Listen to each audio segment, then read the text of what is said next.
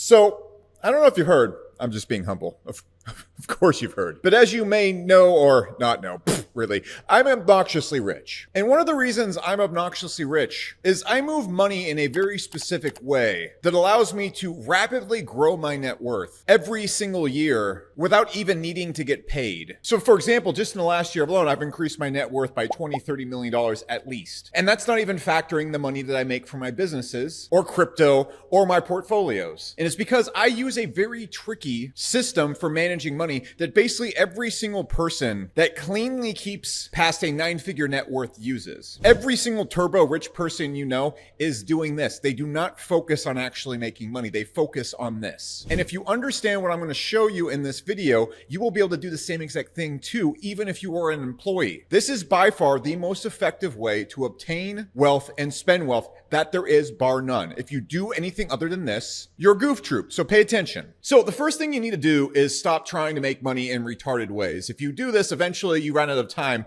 because you die and then you can't make any more money. The goal is to make a lot of money and then spend it obscenely aggressively while you're still alive. Yachts, tigers, exotic woods, paying dudes, pretending to be girls on OnlyFans. That's how real men spend their money. And that's our goal, gentlemen. Your family, your children.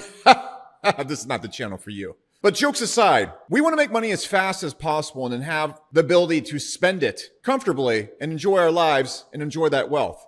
The way people try to make money, it doesn't work like that. Because what most people try and do is they try to make money from a job or make money from a business. It really doesn't matter. Then they get sent this money. And if they live in America, they pay 40% tax in it, which makes things much harder. And then they also try to live off of that money at the same time. And then even if you're making, let's say, $2 million per year, and then that money inflates, and then it goes into the stock market, it goes up, and it's just a total disaster the way people try and make money, because you don't want to make money off of income, because it's very, very slow. I don't care if you're LeBron James. I don't care if you're working a job at a marketing agency. I don't care if you're a business owner. It's really bad to try and get rich this way. Now, look, I make a lot of money per year in income, but that's absolutely not my focus. What I'm trying to do here is make 30, 50, $100 million per year in net worth. And I'll explain why here in a minute and how I do this. Because it applies down to anything. If you're trying to get to $1 million net worth, you're trying to get to 5 million, 10 million, 100 million, same exact thing. So look, I want you to actually stop looking at money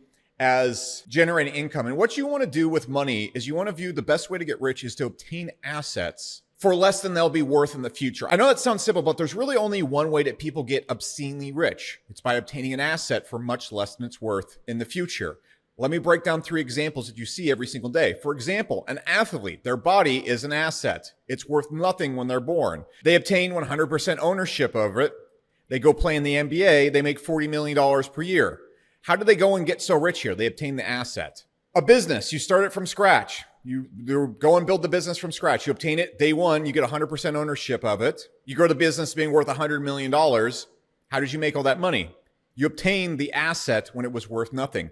Now, the other way that people view it and the way I'm talking is they think about investing or whatever, or you find inefficiencies in the market. For example, a really good example is after the 2008 crisis, people were really hating on high-risk loans. And so while high-risk loans were, of course, risky, they were being massively undervalued for the amount of risk that they had. So for example, if the loan was actually really worth $100, $200, people were selling them for $50 just because they were high-risk loans. Yes, they were a shitty bad asset, but they were being valued way below the ratio that their shitty badness warranted. Thus, a person that I know made an absolute killing just going and buying all these for $10 and then selling them for $100 at appropriate value like 5 years later.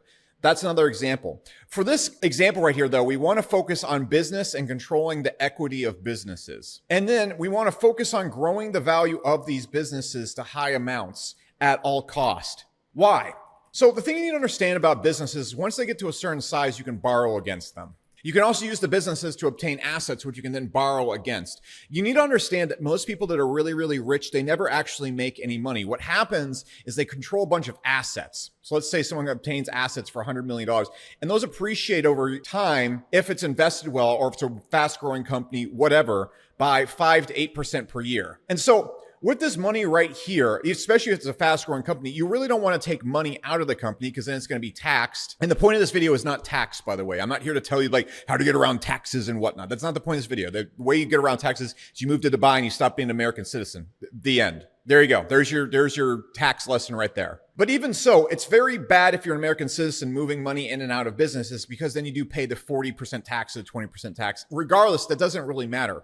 What we want to try and do is we want to blow up this asset so that we can then borrow against it. So let's say, for example, you build a $200 million company. The dividends from this company is generating you, let's say, $5 to $10 million a year. This is great right here, fine, whatever. But the more important thing is you can easily buy or borrow $30 million against the company and then pay the interest when it's not at 5% interest rates. Let's say we're at 2 to 3% interest rates out of the dividends it provides. And so what a lot of people are trying to do when they're building their company is they're just focused on getting this money out of the company, but then the company never grows. When in reality, what you want to do is you want to grow the company valuation that then allows you to easily borrow against the company and the assets underneath it. So look, what do most entrepreneurs and most people trying to make money do? So let's say you got $1 million per year business in profit. Okay. It makes $2 million a year, you're making $1 million a year in profit right here. So what most people are going to do is they're going to pay themselves this profit right here, or they're going to try and they're going to try to keep the money. Maybe they'll keep it in their business and spend it some other wahoo way. I don't know. This is really stupid. Because what we want to eventually do is we want to be able to borrow against the value of the company. So what we can do is if we're making a $2 million per year business and $1 million in profit, the first thing you want to do is think, where can I invest this money in the business that will grow the valuation the largest? So for example, let's say you have a software company and you have 10% churn. At a $2 million valuation or $2 million per year, you probably have like a company that's worth $10 million, $15 million, give or take. This company would be worth $30, $40 million if you got the churn down to 3%. So instead of going and taking that money, you reinvested everything to get it down to 3%. And instead of growing your net worth $5 million, you just grew your net worth $30 million. Do you see how that works right there? That's what someone will literally pay for the company. If you have a $2 million per year company at like 2%, 3% churn, the valuation of the company is then going to skyrocket on top of you making much more money and whatnot. But then the other way you want to think about this is, of course, you're going to have profit coming in, and sometimes you're not going to be able to have ways to invest it in the company. So let's say you got $1 million in profit right here. What you can do is just buy a $1 million building or real estate with the company for an office. Based on how things climb, one, you didn't have to take money out of the company. Two, it's 100% tax deductible because you're spending it on the company. Three, this office is probably going to grow in value at 5 to 8% a year if you bought it correctly. And this ultimately then goes down to the company value, which you can then borrow against. And the way you want to start structuring your finances that works very, very, very well is you never actually want to be making any income. What you want to be doing is finding every way to stack up the valuations of your assets, whether it's by reinvesting the money in the company or obtaining assets to appreciate in value and then holding them underneath the company. Now, there's a lot of times in business where you can buy assets that serve the business that also appreciate over time, which allows you, if you're in the United States, to basically not pay any tax on it while getting an asset that appreciates in value. So for example, an office, land, and there's a lot of other creative things you can do to basically keep investing back in your business and buying assets for your business, but then those assets also appreciate. Now, of course, when you sell the assets, then you have to pay capital gains tax and whatnot, but I'm not here to talk about the tax code. What you need to start focusing on is the way I try to structure my income. And I don't borrow anywhere near amount of this money, but let's say I got a $50 million stock portfolio, or when I take money out or anything, I want to have my assets. Now, if you take the money out and use it to buy a house, you use it to buy something, you use it to pay for something, the money is not deployed functionally well. So for example, you can keep this money in the stock market and make about 5 to 8% per year, or you can go and take out, let's say $3 million from the 50 million to buy a home that makes you nothing. Or what you can do when rates are much lower is you can borrow the $3 million while leaving it inside your portfolio. That increases at 5 to 8% or more per year. And then you pay from that 5 to 8%, the 2% interest rates or whatever the interest rates will be on that money.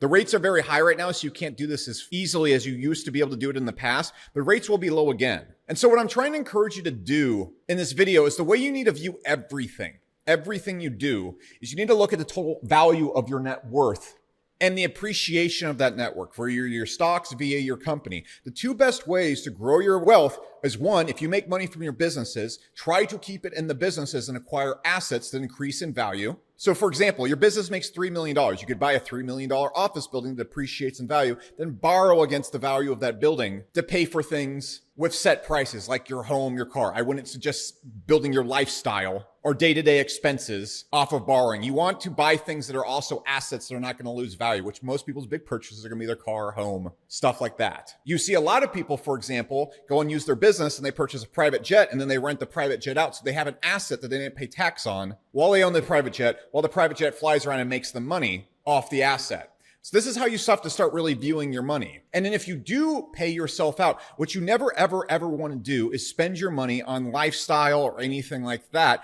until that money is working like this. So let's say you want to have a $50,000 per month lifestyle, all right? It requires you $50K a month. This is going to require you about $600K a year. So what you're going to need probably at this point is a $10 million portfolio generating you $500,000 to $800,000 per year in the stock market via lending, whatever you want to do from that. Then you can spend out of this. Your lifestyle money should never, ever surpass 5% of the money, the liquid money you actually have on hand. Never, ever, ever. And so your goal forever and ever should be two things. If you take money out of your business or you keep any money, it's to invest it in assets that generate returns. But more importantly, your goal as a business owner or an employee is to try and build equity in the value of that equity. Now, you're not as able to do this if you're an employee unless you get large stakes in a company, which you can as an employee. I have employees at my companies that are at this point close to being 8-figure millionaires because the equity they originally got in Hyros day one. But most importantly, if you're the owner of a business, which most of you guys are, you don't want to be taking money out of the business and doing that. You want to think, all right, cool. We have a business that's worth $5 million, $1 million. How do we get this business to $10 million, $50 million?